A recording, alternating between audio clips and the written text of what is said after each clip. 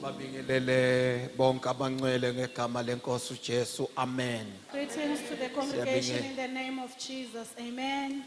Sibingelele i-leadership abobaba bonke, Greetings to the leadership, all the fathers, omama, abantu abasha, the mothers and the young people. Sunday school ngegama likaJesu. Sonto School in the name of Jesus. Praise the Lord. Alibonge igama lenkosi. I-interpreter yami ke ine challenge lenayo, that's why ihleli phasi.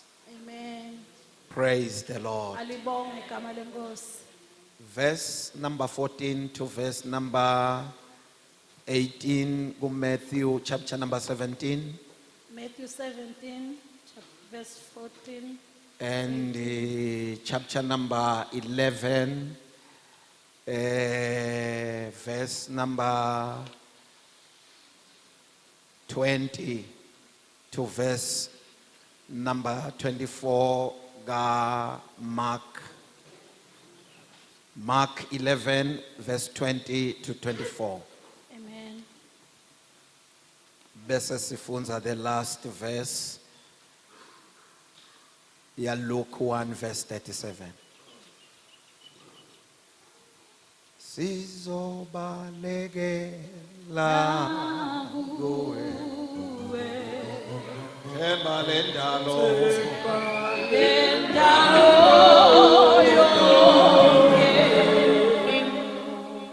Sizobalekela kuwe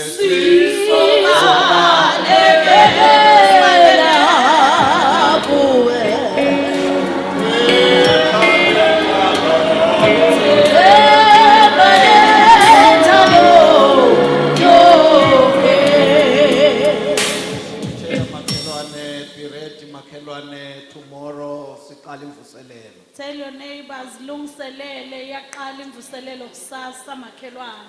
Noma ngaba unawo umoya wemvuselela isale kunyakada manje. If you don't have the spirit for the revival, may it touch you this morning.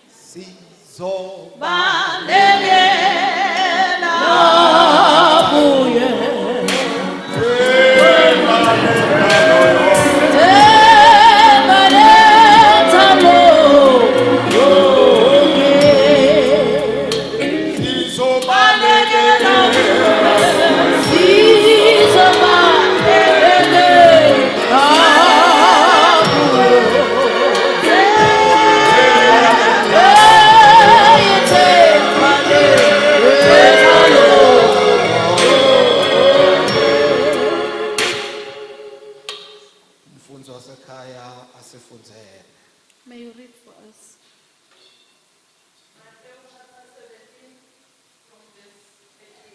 14 to verse number 18.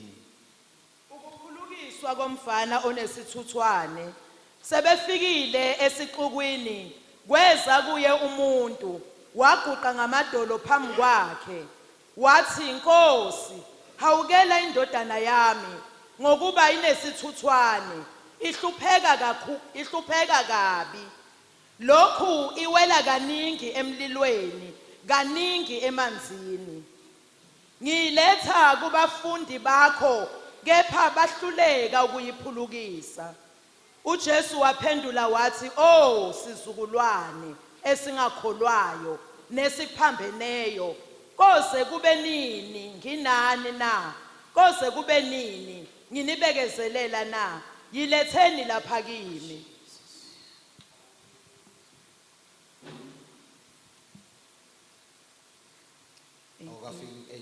uJesu wayeseyikhuza idimoni laphuma kuye umfana waphulukiswa kusukela kuleso sikhathi Mhlambe ungafunza verse 20 ngala ku chapter number 11 or mhlambe asiqale ku 22 3 and 24. Chapter 11 kaMark uqale ku 22 siwayekela walamanye. qala ku 22 uJesu waphendula wathi kubo kholwani ngoNkulunkulu ngiqinisile ngithi kini yilowo naloyo oyakuthi kulentaba ukuleka uphonseke elwandle engangabazi enhlizweni yakhe kepha ekholwa ukuthi lokho akushoyo kuyenzeka uza kuba nakho ngaloko ngithi kini konke enikukhulekelayo nenikucelayo kholwani ukuthi nikwamukele niza kuba nakho futhi nxa nimi nikhuleka thethelelani Sina ku 24 make mamba sithandazela. Thank you Jesus.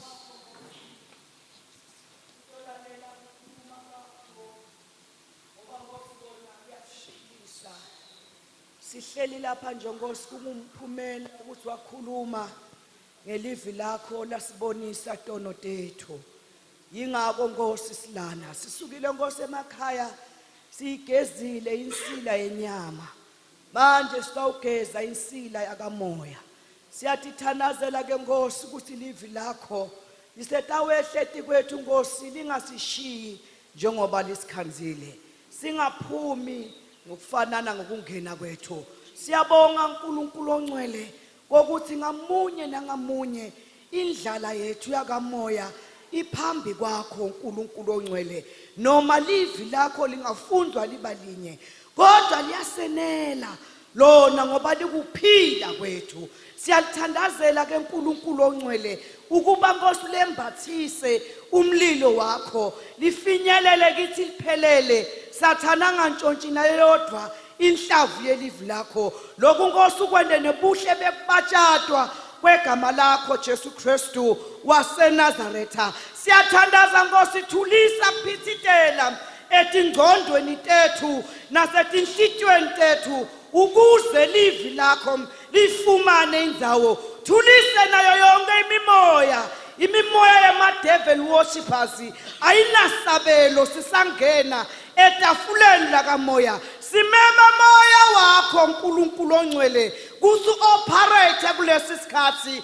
Siyehla Nkosi sidedela wena satha indzawo evini lakho lokhu kwende nebuhle bekubatshata kwegama lakho Jesu. Hallelujah. Ngicela ngifundisele lo verse number 37 Luke chapter 1.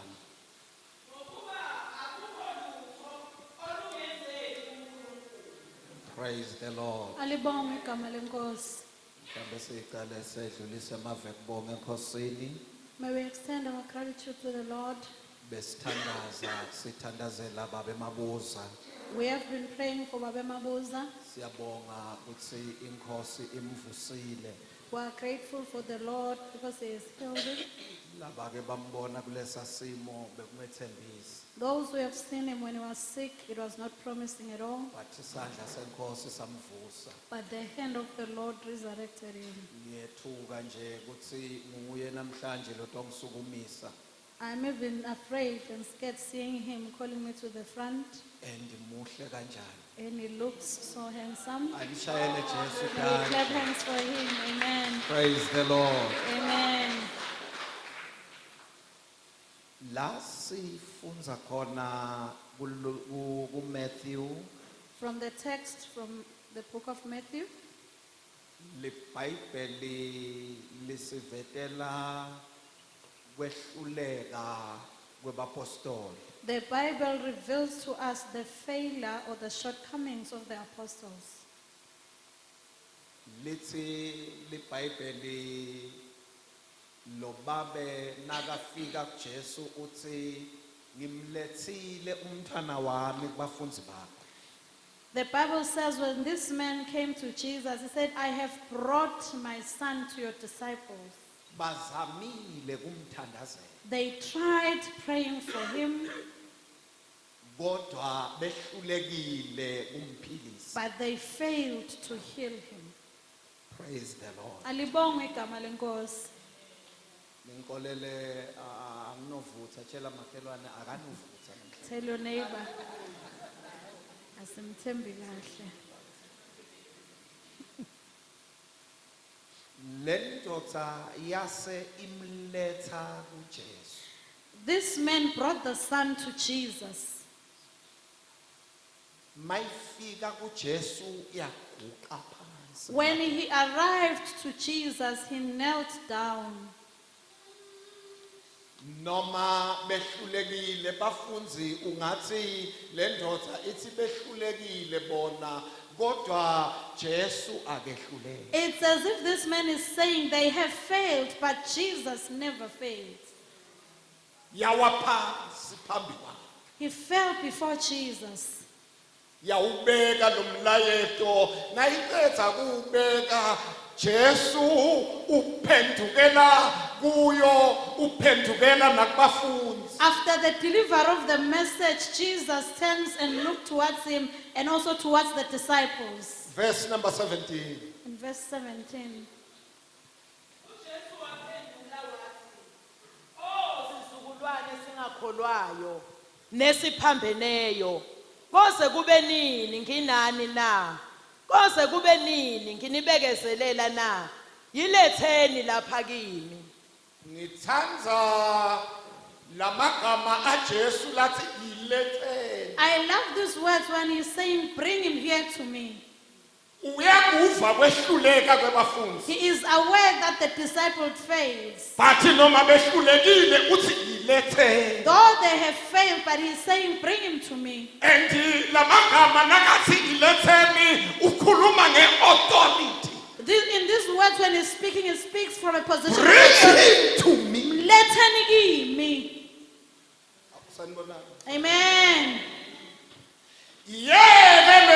Yekeni kwehluleka kwebafundi. Leave that one of the failure of the disciples, Bathi letheni but kimi. bring him to me. Ngoba tikhona titho letithi ngafika kuye. Because there are things when they are brought to him. Bengithi naku tikhona titho letithi nganetha I was kuye. saying if there are things that were brought to him, Noma kuthiwa tinjani. no matter how difficult they might be, Ikhona into there leyenzekayo. is something that happens Nase ilethwe when it kuye. is brought before Jesus. Bring him to me. Lethani kimi. Praise the Lord. Alibongwe igama lenkosi. Verse number 18. In verse 18. uJesu wayeseyikhuza idimoni laphuma kuye. Umfana waphulukiswa kusukela kuleso sikhathi. Wena lalelwa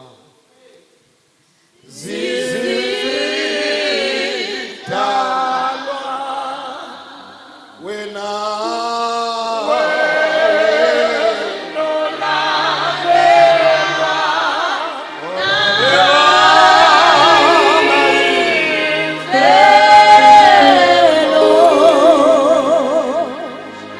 sithi bayethe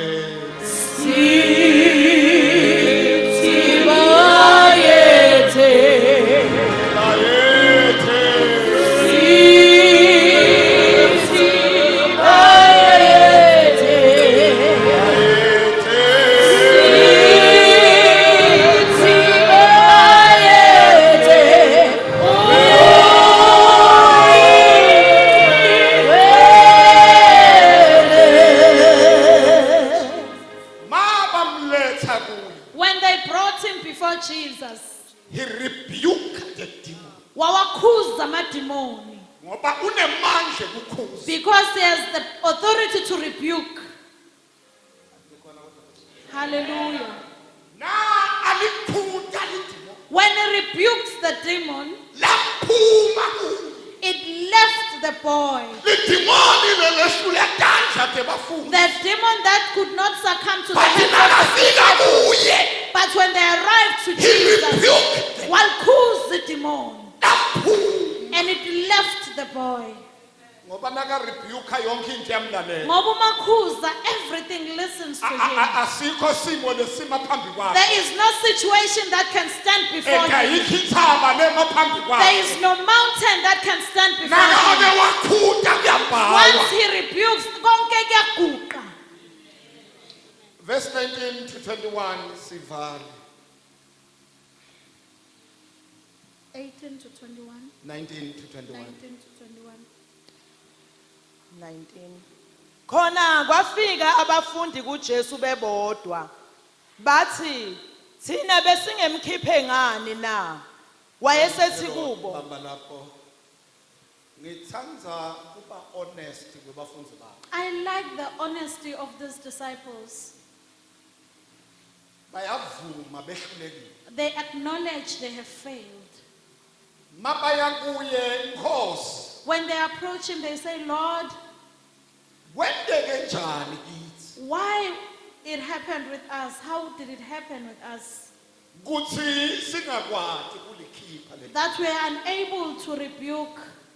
Muhle umuntu loyibonako ifailure yakhe.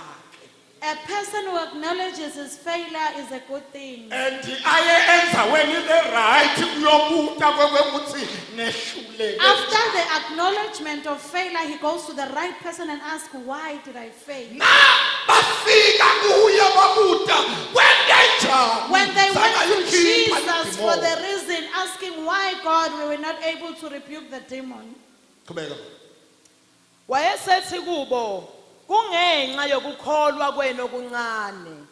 Ngokuba ngiqinisile ngithi kini, uma ninokukholwa njengembewu yesinaphi, niyakuthi kule ntaba, suka lapha, uye lapha, iyakusuka, akukho okuya kunahlula.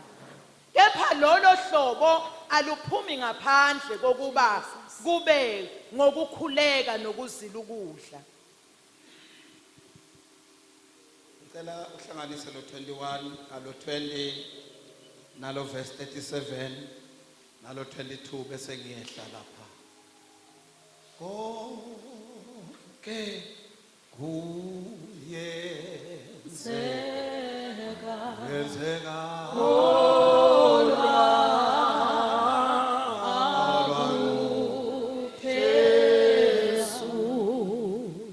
lo verse 20 awumphinze.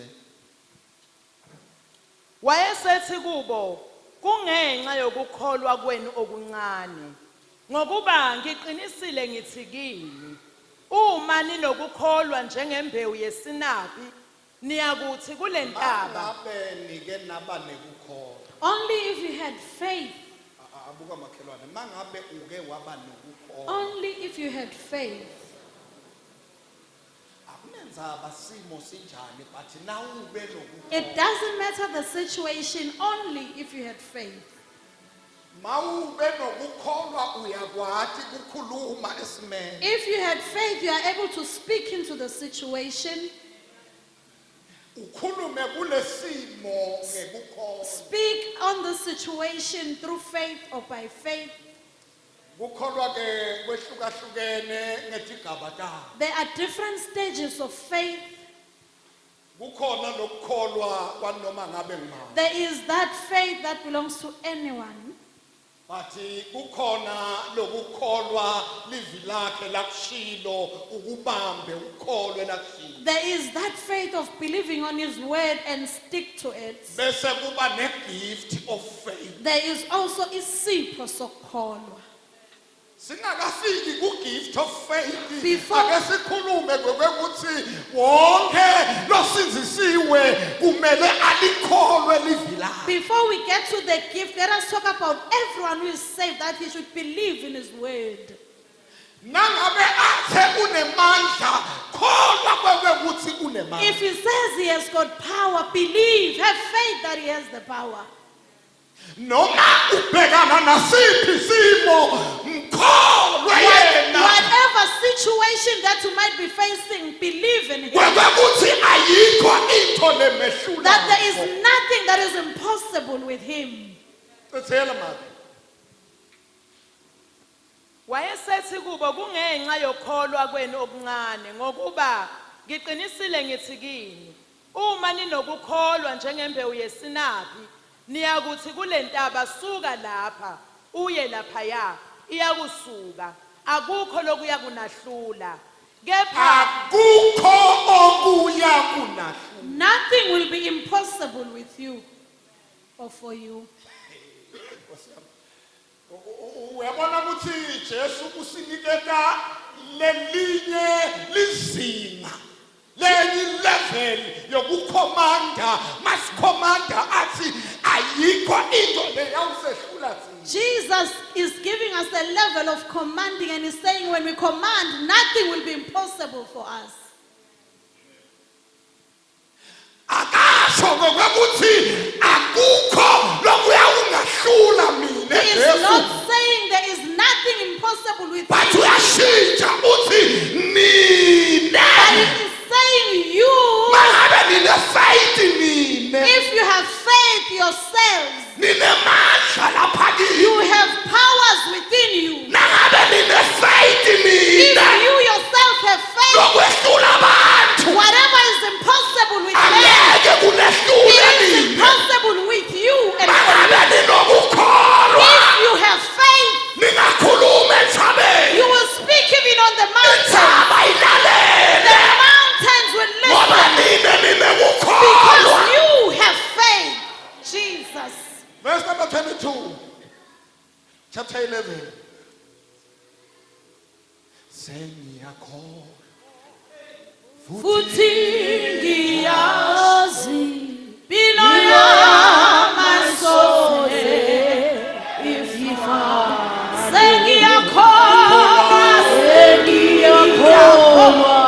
futhi ngiyasho impilo yamasoze ayisozifane. uJesu waphendula wathi kubo kholwani nguNkulunkulu. kholwani uNkulunkulu Believe, have faith in God. bazalwane bakamagugu kholwani Church of Kamagugu, have faith in God. kholwani uNkulunkulu nangaletimo letingethembisi kholwani Have faith in God, even with the situation that are not promising. Have faith in God. mkholweni uNkulunkulu noma umnyama kodwa yena mkholweni Have faith even in through darkness, but have faith in Him. kholwani uNkulunkulu Have faith in God. Jesus. kholwani nguye Have faith in Him.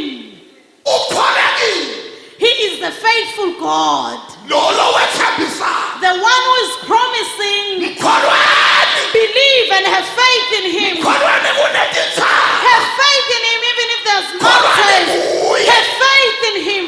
mkholweni Have faith in Him. mkholwe indlela Have ingabonakali faith in Him when there is no have way. faith in God Iba nokholwa kuNkulunkulu. have faith in God Iba nokholwa kuNkulunkulu. Kholwani nguye.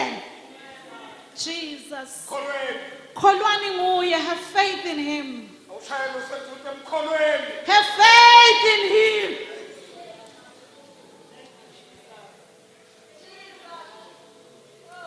mkholweni Have faith in Him. mkholweni Have faith in Jesus.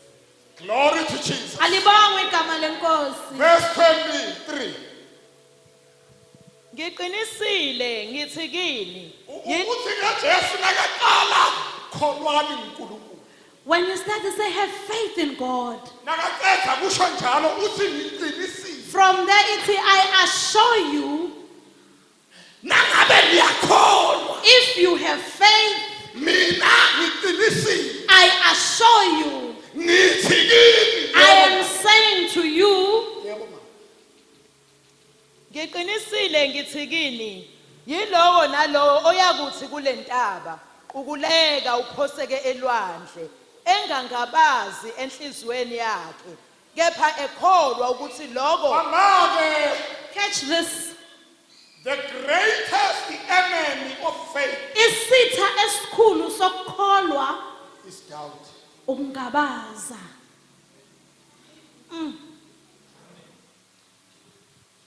bakhona labalifundzako livi There are those who are reading the word bayibona imisebenzi yemandla uNkulunkulu and they are able to see the greatest things, powerful work of God. kodwa masekubuya ngakubo But when it comes to them, bayidoubt bayangabaza.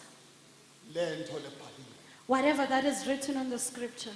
badawuthe naloku lokuthiwa kwentiwe uNkulunkulu Bangabaza even what it is mentioned that God has done it.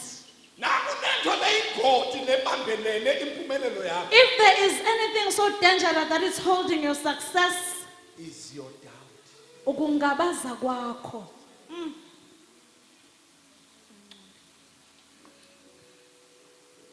Unyelo balago uthi doubt your doubts One writer is saying, ngabaza ukungabaza kwakho, but never doubt God. kodwa ungamngabazi uNkulunkulu. Na ungabata kwakho uva ngokuthi ufuna ukuphazamisa vele ungabate bona. If your doubt seems to disturb you, just doubt your doubts. Awusanibona Nkosi. Hallelujah. Na ngabe niyakho. If you believe, if you have faith, Angikabati nasehlitweni. you are not even doubtful in your hearts. Yebo mama.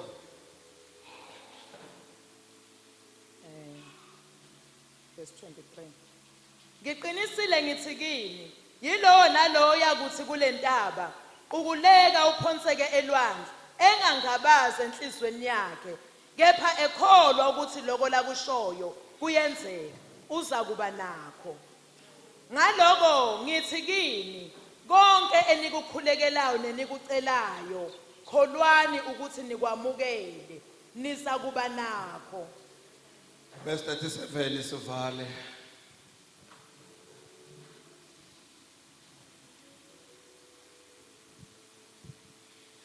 Ngokuba akukho lutho olungenzeki kuNkulunkulu. Abuka makhelwane, for there is nothing impossible with God. Akukho okungenzeki kuye. Amen. Ohlabelayo uthi akehlulwa lutho yena. A psalmist is saying nothing is impossible with God. Lo owayekhona umhlaba ungakasekelwa. The one who was there before the foundations of the earth, Wabita lizulu lingekho labakhona. he called the heavens into existence.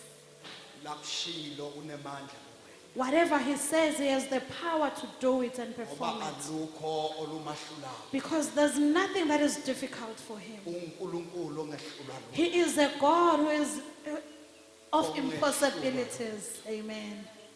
uNkulunkulu onamandla. A powerful God. Ake ngibe kuleza wanyana uNkulunkulu longehlula lutho.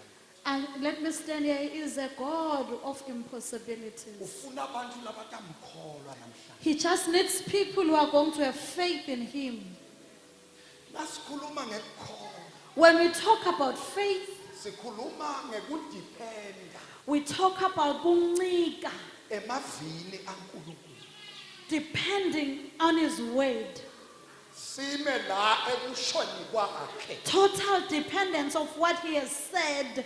Babude bantu kwenenjani wabambelela kulento lelingenathemba. And people will ask you, why are you holding to something that is so hopeless? Ngibambelele emavini. I am holding on to his words. Ifaith kuncika. Ukukholwa, faith, Evini kaNkulunkulu. as in the word of God. And ifaith ayinendzaba nekuthi ubonani. Ukukholwa akukhathaleki ukuthi what is it that you see? Ifaith uthi ungaboni lutho. When you have faith, it's when you don't see Wena anything. uthi evenda komo. But you call it in the spiritual Ukhona realm. lekubona. And you're saying there is something that I'm seeing. Babude bantu usho ngani. People will ask you, why are you Bese saying this? ngithi faith Bese uthi ukholwa is the substance uyizinto of things hoped for. ezinto ezithenjwayo. Asithini ukuthi We bona. don't need to see them. But we have faith. Kodwa siyakholwa. Singaboni lutho. When we don't see anything, Sethembe singaboni. we trust when we don't see. Jesus. Ngoba singaboni. We have faith when we don't see anything.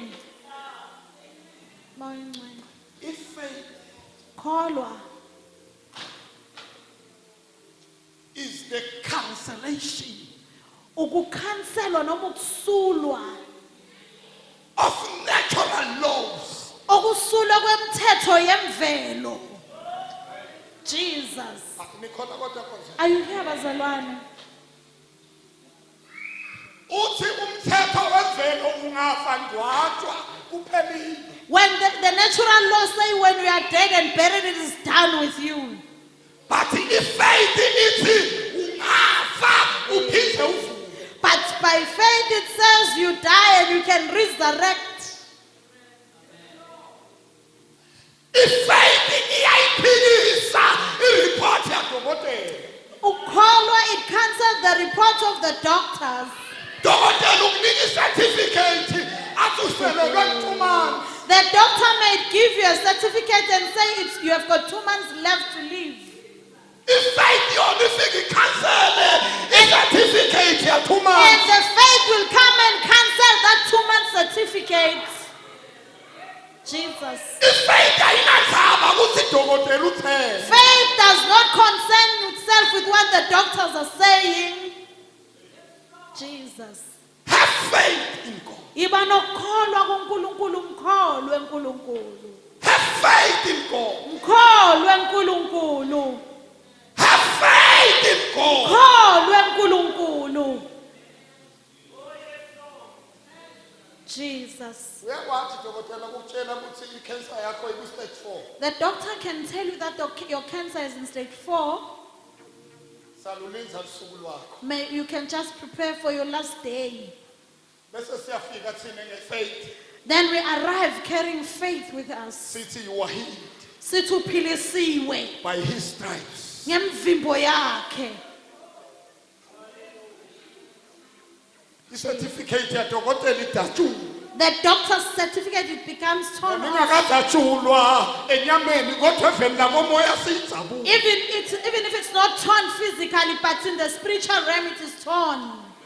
Nasijabula bese sikubamba ngesandla sithi you are healed. When we're tearing it off, we hold you by our hands and say, uphilile wena. Amandla efaith The power of faith, angibiliki icancer. it dissolves the cancerous cells. Jesus. Abuyisele ngaphansi bese konakala. Restore the broken or the rotten parts of your body. Jesus. Have faith in God. Iba nokukholwa kuNkulunkulu. Jesus. Nangalomshado wakho have faith in God. Even with that marriage of yours, iba nokukholwa kuNkulunkulu. Nangalomsebenzi wakho have faith in God. Even with your job, mkholelwe uNkulunkulu. Nangale business yakho have faith in God. Even with that business of yours, mkholelwe uNkulunkulu. Nangale tifundo takho have faith in God. With your studies also mkholelwe uNkulunkulu. Nangala maphupho akho lonawo. Even with your dreams, mkholelwe uNkulunkulu. Jesus. Have faith in God. Mkholelwe uNkulunkulu. Wathembekile. He is a faithful God. Unamandla. He is a powerful God. Uyakwenda. He is able to do Nabazakwendela. that is impossible. Athi namhlanje Today, ikhona into afuna there ukuyenza. is something that he wants to Have do. faith in God. Mkholwe uNkulunkulu. Have faith in God. Mkholwe uNkulunkulu. Let's stand on our feet. Jesus. Hallelujah. Sengiyakholwa. Futhi ngiyasho impilo yami soze ifane. Sesithandaza. As we're about to pray, When we talk about faith, uma sikhuluma ngokukholwa, we talk about creative power. sikhuluma ngokudala amandla, Ngamandla ekudala ifaith. with the power to create, that is faith. Mawune faith If you have faith, uyayidala into lengekho. you can bring something that is non-existent to life. Ungayikhuluma ngemlomo. Once you speak it through your mouth, Ukhona ukuthi emavi akho and you believe that from your words, ayayishape lento loyikhulumayo. your words bring it to life by giving it shape. Ibe practical. Ukuzibonakalisa iphila. Sitawukhuluma emavi We are ekudala namhlanje. going to speak words that are creating today. Ngikhuluma emavi ekudala kwi-situation yakho. I am speaking creating words into your situation. Ngikhuluma emavi ekudala ku-this local church. I am speaking words of creation nakulo lebandla lakamagugu. For with God nothing is impossible. Ngoba akukho kungenzeki kuNkulunkulu.